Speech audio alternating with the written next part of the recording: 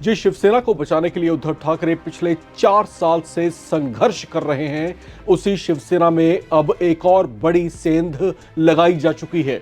खबर है कि उद्धव ठाकरे के 6 लोकसभा सांसदों ने बगावत कर दी है, अलग गुट बना लिया है और अब वे एकनाथ शिंदे के खेमे में जाने की तैयारी कर चुके हैं।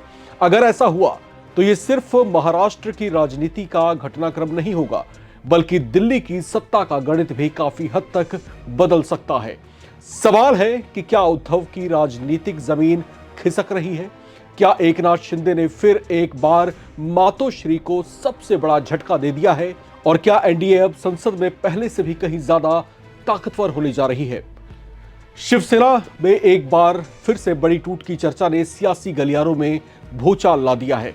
सूत्रों के मुताबिक उद्धव ठाकरे गुट के 6 लोकसभा सांसदों ने पार्टी नेतृत्व से दूरी बना ली है और अलग समूह के तौर पर अपनी पहचान बनाने की प्रक्रिया शुरू कर दी है। बताया जा रहा है कि ये सभी सांसद जल्दी ही महाराष्ट्र के उप मुख्यमंत्री और शिवसेना प्रमुख एकनाथ शिंदे के नेतृत्व वाले गुट में शामिल हो सकते हैं।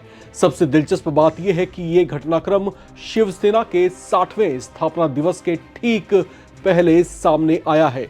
यानी जिस दिन उद्धव ठाकरे अपनी पार्टी की ताकत दिखाना चाहते थे, उसी समय उनके सामने सबसे बड़ी राजनीतिक चुनौती खड़ी होती दिखाई दे रही है।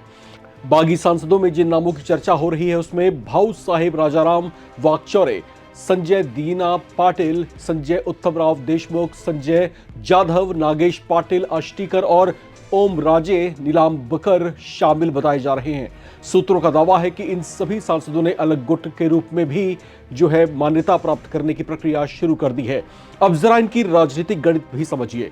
2022 में एकनाथ शिंदे ने जब शिवसेना में बगावत की थी, तब महाराष्ट्र की सत्ता बदल गई थी। उद्धव ठाकरे मुख्यमंत्री की कुर्सी से बाहर हो गए थे और शिवसेना का बड़ा हिस्सा शिंदे के साथ चला गया था। लेकिन अब मामला सिर्फ विधानसभा या महाराष्ट्र तक सीमित नहीं है। इस बार लड़ाई सीधे संसद की ताकत से जुड़ी हुई है। अगर ये 6 सांसद शिंदे गुट में शामिल हो जाते हैं तो लोकसभा में एकनाथ शिंदे की ताकत लगभग दुगनी हो जाएगी। अभी तक उनके पास 7 सांसद थे, लेकिन ये संख्या बढ़कर 13 तक पहुंच सकती है। इसका मतलब होगा कि शिंदे गुट एनडीए के भीतर और ज्यादा प्रभावशाली भूमिका में आ जाएंगे। लेकिन कहानी यही खत्म नहीं होती। इस घटनाक्रम का सबसे बड़ा असर इंडिया गठबंधन पर भी पड़ सकता है, क्योंकि महाराष्ट्र विपक्ष के लिए सबसे महत्वपूर्ण राज्यों में से एक है। कांग्रेस, एनसीपी और उद्धव ठाकरे की शिवसेना मिलाकर एनडीए को चुनौती देने की कोशिश कर रहे थे। लेकिन अगर उद्धव ठाकरे का संसदीय आधार कमजोर होता है तो विपक्ष की रणनीति को बड़ा झटका लग सकता है। राजनीतिक पंडितों की माने तो ये सिर्फ सांसदों का दल बदल नहीं है, बल्कि ये संदेश भी है कि महाराष्ट्र की राजनीति में अभी भी एकनाथ शिंदे की पकड़ मजबूत बनी हुई है। अब बात करते हैं कानूनी पहलू की। दल बदल विरोधी कानून के तहत अगर किसी दल के 2/3 सांसद अलग होकर नया समूह बनाते हैं तो उन्हें अयोग्य घोषित नहीं किया जा सकता। यही वजह है कि बागी सांसदों ने संख्या के लिहाज से ऐसा कदम उठाया है जिससे वे कानूनी सुरक्षा भी हासिल कर सके। यानी ये सिर्फ राजनीतिक नहीं बल्कि पूरी तरीके से रणनीतिक चाल भी आप कह सकते हैं। उद्धव ठाकरे के सामने अब सबसे बड़ी चुनौती अपनी पार्टी और अपने बचे हुए संगठन को संभालने की होगी।